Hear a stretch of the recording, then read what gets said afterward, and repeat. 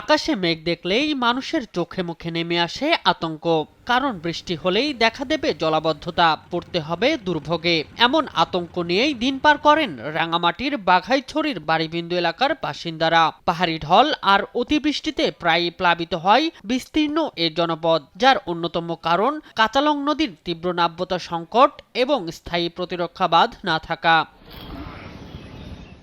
সামান্য পাহাড়ি ঢলেই নদীর পানি উপচে তলিয়ে যায় শত শত একর ফসলি জমি ও বসতভিটা। সৃষ্টি হয় দীর্ঘস্থায়ী জলাবদ্ধতার। বছরের পর বছর ধরে এ দুর্ভোগ পোহাচ্ছেন স্থানীয় বাসিন্দারা। নষ্ট হচ্ছে কৃষকের কষ্টের ফসল, বন্ধ হয়ে যাচ্ছে অনেকের উপার্জনের পথ। চীনের যেরকম চীনের দুঃখ হুয়াংহ নদী, আমাদের বাঘাইছড়ির ঠিক তদ্রূপ।